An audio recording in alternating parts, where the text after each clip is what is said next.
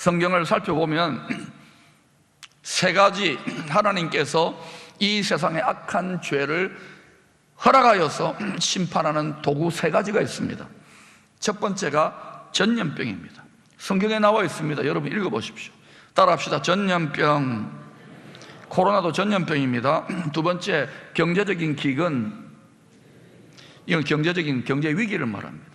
세 번째가 뭐냐면은 전쟁입니다. 이건 제일 마지막 카드입니다. 죽고 죽이는 것이죠.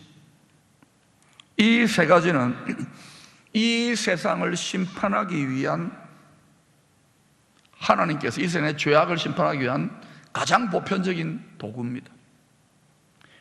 최전선인 영계에서의 영적 전선에서 무너지면 그 다음에 정신, 이념, 생각, 사상, 제도의 정신에서 무너지면 그 다음에는 혈과 육의 전쟁으로 가는 거예요.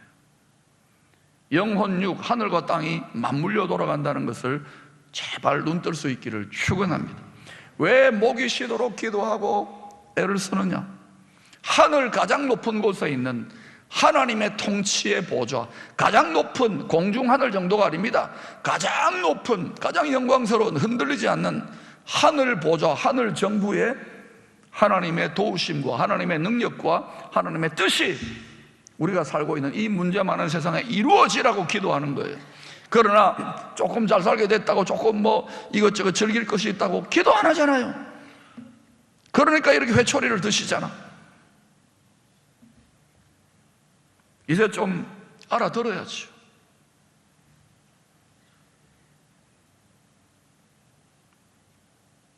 마태복음 24장 8절에서 주님께서 이런 예언을 하셨습니다. 이 모든 것은 재난의 시작이니라. All these are the beginning of birth pains. birth pain, 애를 낳기 위한 해산의 진통이라는 거예요. 여러분, 재난의 시작할 때 하고 어감이 다르잖아요. 애 낳기 위한 진통의 시작이다.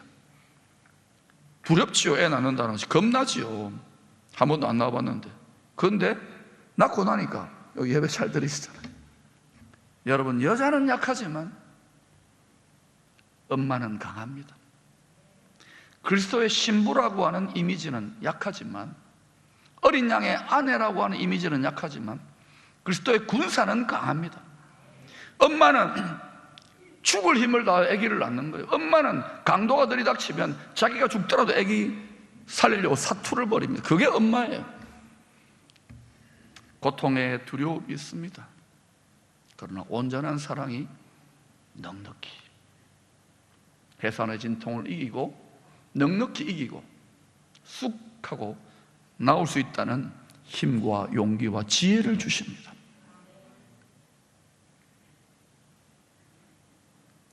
저와 여러분 안에 이 정도 신앙생활, 그리스도 형상이 새겨졌다고 만족하지 마세요.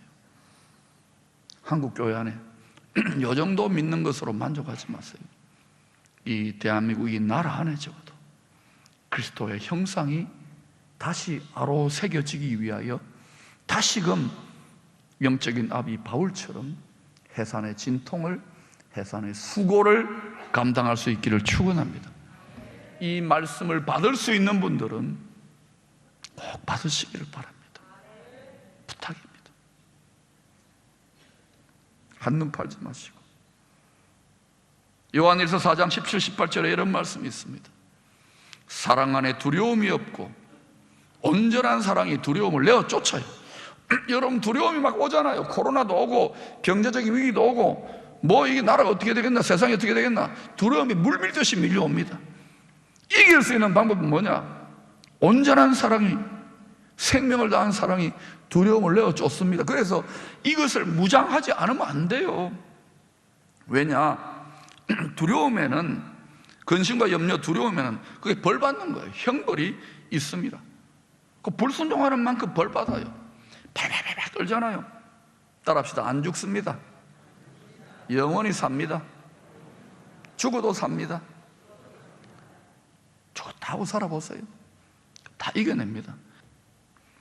눈에는 보이지 않지만 이 땅에서 죄와 싸우며 하나님 나라를 위한 해산의 진통, 믿음의 선한 싸움의 씨름을 감당하고 있는 어린 양의 아내 된 저와 여러분들을 구름같이 둘러싸인 가장 높은 하늘의 의인들의 영혼과 성부, 성자, 성령 하나님과 우리를 수종들은 천군 천사들이 응원을 보내고 있어요. 힘을 내라고, 애기 낳을 수 있다고, 그리스도 형상이 나올 수 있다고, 포기하지 말라고. 주를 앙모하는 자 올라가 올라가 독수리같이. 소년이라도 넘어지며 장정이라도 자빠져요. 직분, 믿음, 선교사 그놈이 없습니다. 내가 어떻게 잘 믿었냐 중요한 게 아니라 자빠지고 넘어지지 않고 이 시대에 맞는 하나님의 능력을 주를 앙망함으로 덧입어야 되는 거예요. 나의 영혼 싸울 때, 나의 영혼 싸울 때 주 나의 대장 되시사 나를 인도하소서. 싸우는 것은 여러분 사력을 다해 싸우는 거예요. 하나님이 이번에는 이 민족을 쓰시고자 야곱의 환란에 살짝 앞 넣었어요. 영적인 이스라엘로 심판하려는 하나님과 죽이려는 원수 마귀 자녀된 사람들과 싸워 영적 이스라엘로 세상이 감당할 수 없는 하나님의 사람으로 승리할 수 있기를 축원합니다. 사도행전 11장 27절 이하를 보면 초대교회 때 선지자 아가보가 성령의 예언적인 감동으로 로마 황제 클라우디오 때에 온 천하에 흉년이 될 것을 공적으로 예언합니다. 이게요, 하버드 대학 경영대학원에서 미래 예측 이런 게 아니고 성령이 이런 은사를 받는 분이 있어요. 오늘날에도 있지만 구약시대하고는 달라요. 오늘날도 이런 분이 막 마음속에서, 심령 속에서 하나님이 예언의 영을 붓습니다. 그럼 막 이게 물 끓듯이 올라와요. 위로부터 부어지듯이. 그래서 말하지 않을 수 없을 정도로 담대한 확신으로 말하게 돼요. 그게 가짜배인가 진짜배인가 분별하는데 그 사람이 말한 대로 클라우디아 황제의 때, 어떤 때인지 몇 년인지는 모르겠지만 그때에 이 아가보라고 하는 예언자, 선지자가 선포한 대로 로마 제국 중심의 온 세계 경제에 오늘날로 말하면 경제공황이죠. 큰 위기가 왔어요. 기근이 왔어요.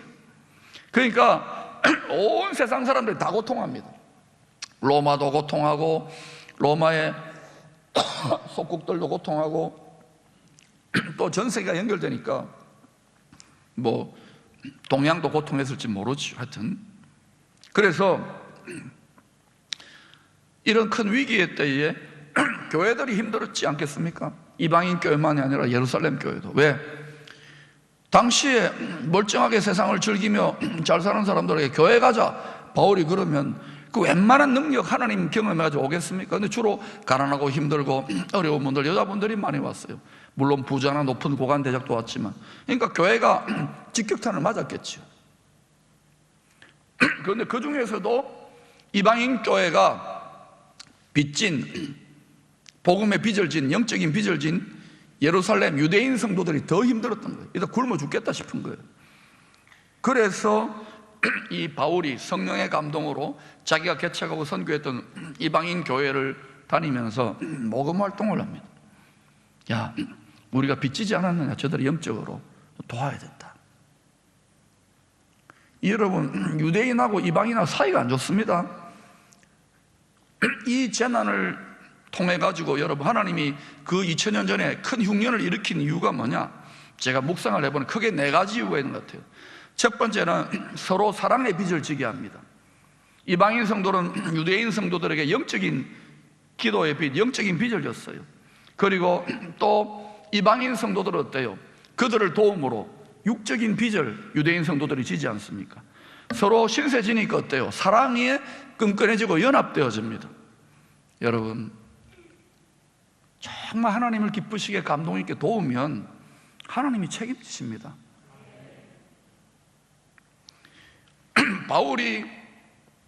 그리고 또 하나, 온 세상에 큰 흉년과 기근이 드니까 로마도, 기고만장한 로마도 힘들잖아요, 경제정책에.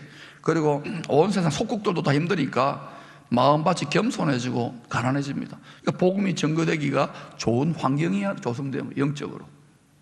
그 다음 네 번째로는 이 환난과 기근과 경제적인 어려움 속에서 참된 믿음, 참된 교회, 참된 성도들을 하나님이 키지라는 거예요. 그게 이 네 가지 이유가 있는 거예요. 그런데 고린도 교회가 좀 열심을 내서 막 고린도 교회 잘한다고 하다 보니까 마게도냐 교회 성도들이 큰 감동을 받아가지고 힘써 예루살렘의 유대인 성도들을 도우려고 앞장을 서는데 어느 정도로 열심히 하느냐?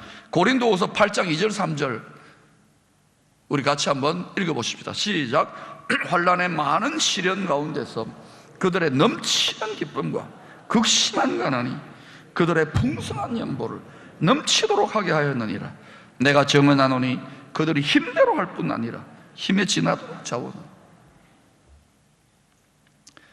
저는 마게도냐 교회 목사가 누군지, 바울은 이제 개척하고 도망갔고 도대체 어떻게 목회를 했길래, 저도 설교도 해보고 가르치기도 해보고 제자 훈련도 해보고 온갖 거 다 해봤는데 이렇게 안 되던데 교회가. 도대체 어떤 일이 일어났는지. 마게도냐 교회 담임 목사님을 초청해가지고 부흥회도 목회자 세미나를 하고 싶어요.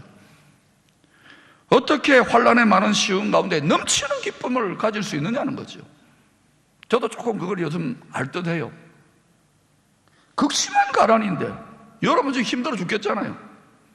풍성한 연보를 넘치도록 할 뿐만 아니라 힘대로 힘에 지나도록 한다. 여러분, 왜 그런 대부분 이렇게 못하는 줄 아십니까?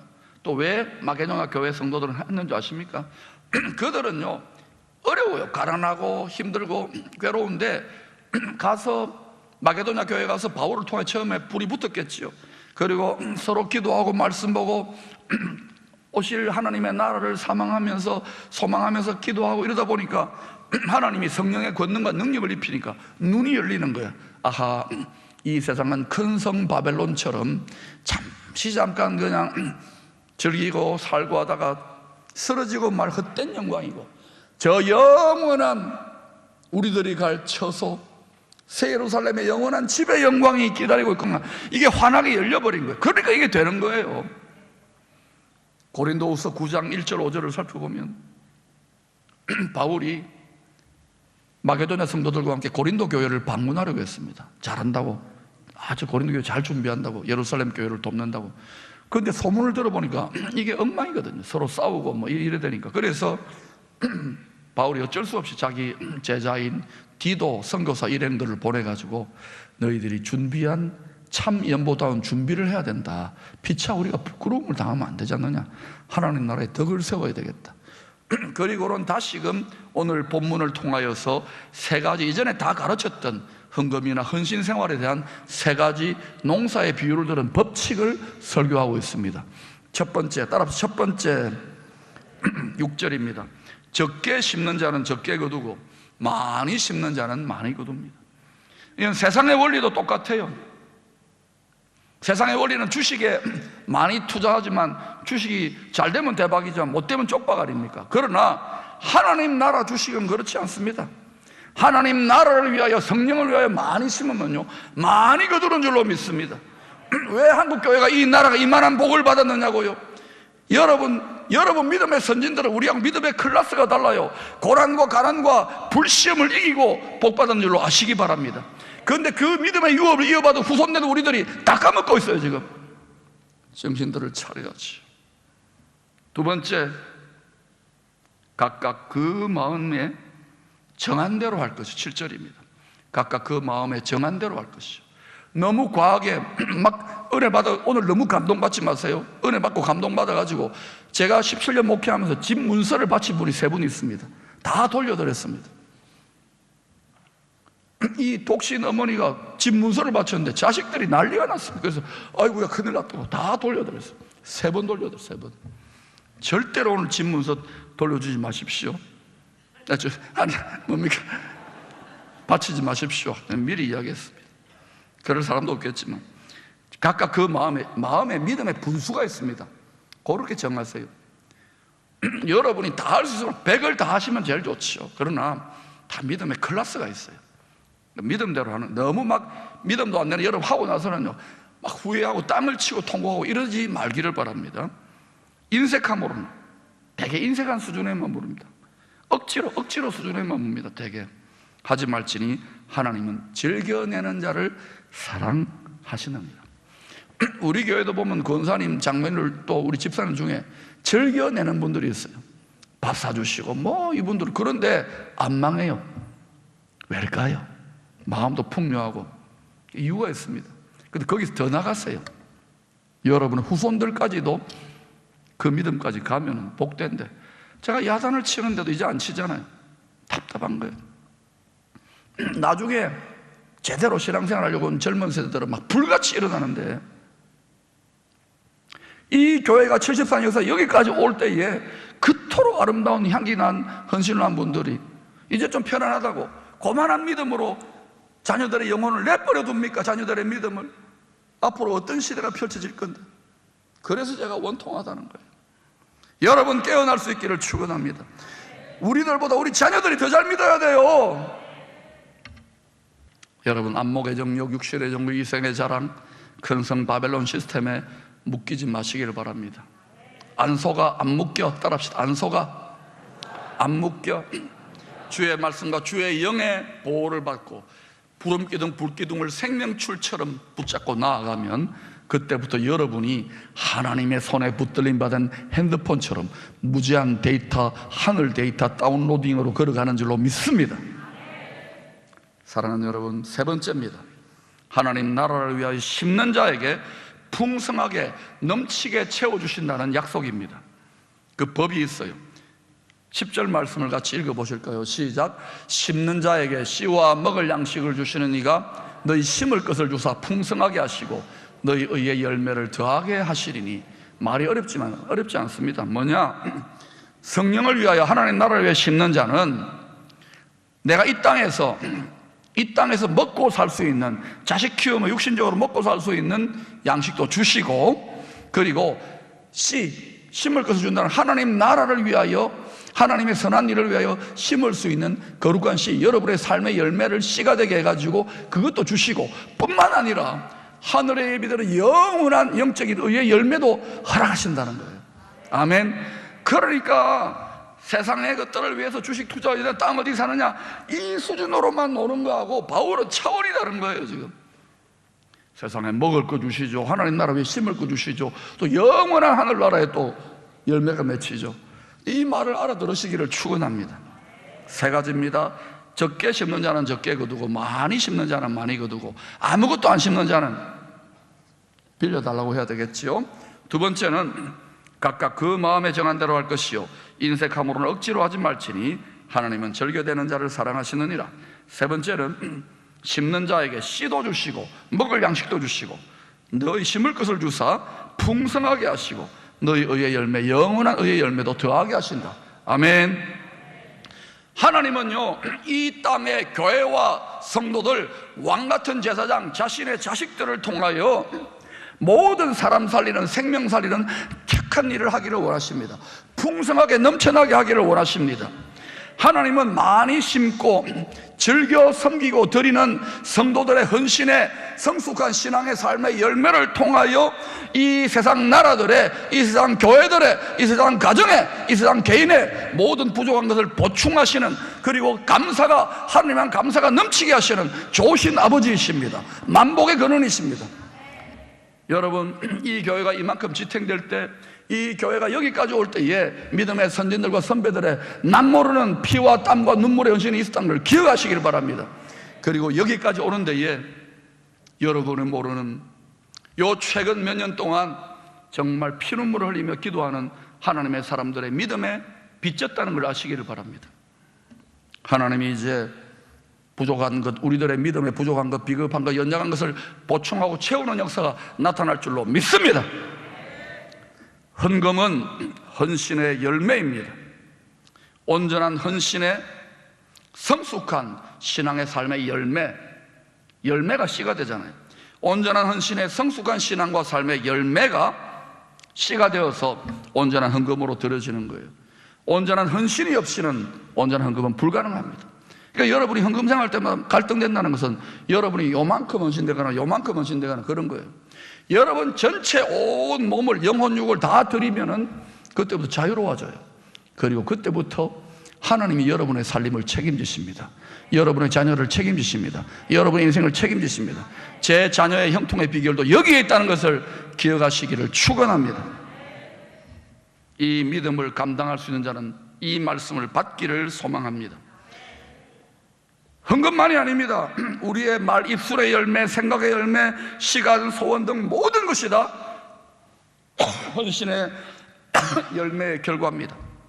어디에 자신을 헌신하여 심느냐에 따라 그 열매의 성격이 완전히 달라지는 것입니다.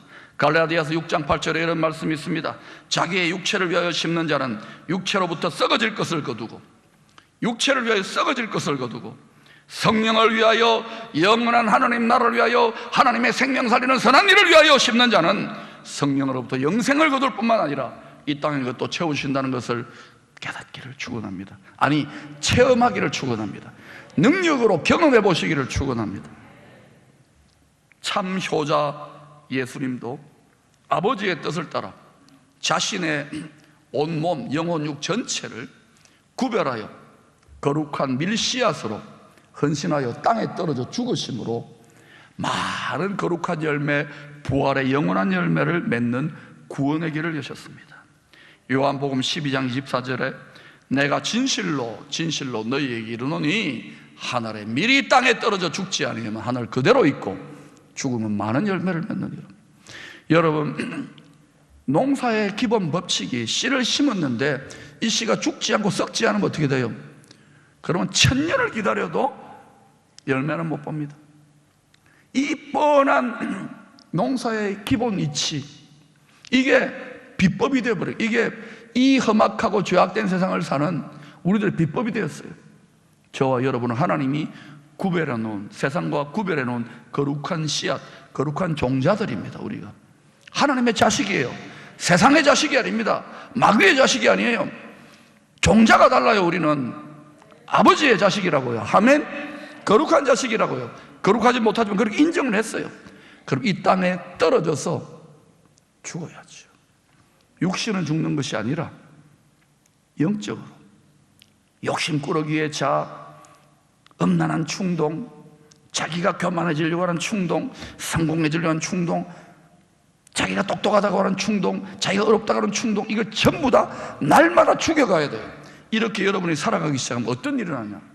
여러분 속에 성령의 열매가 맺힐 뿐만 아니라 여러분 주위의 모든 것에 하나님의 열매가 맺히길 뿐만 아니라 영원한 우리의 처소인 영원한 아버지 집에 많은 열매가 맺히고 쌓인다는 것, 이 믿음의 눈, 이 영적인 눈이 제발 열리기를 축원합니다. 우리의 다음 세대들, 우리의 아들, 손주, 딸들 아무것도 모르잖아요. 걔들 먹은 대로, 가르친 대로, 키운 대로 자라나는 거예요. 사랑하는 여러분, 열방이 캄캄하여지고 어두워져서 강요를 받는 시대에 진입해 가고 있습니다. 서구 교회가 하나님의 섭리 속에 이 부분에 많이 무너져 버렸어요. 이제 미국이 분발하고 있는데 우리 대한민국도 만약 처음부터 그런 사상이 들어왔다면 우리 당해버렸을 겁니다. 이때야말로 하나님을 깊이 알므로 말미암아 강하고 용맹한 그리스도의 군사들로 일어나시고 여러분의 가정과 자녀들을 지켜낼 뿐만 아니라 여러분의 이 세상의 물질의 삶의 영역에서도 하나님의 도우시는 하늘문이 열릴 만한, 하나님의 능력이 임할 만한 그러한 거룩한 예배자의 삶을 사시기를 축원합니다.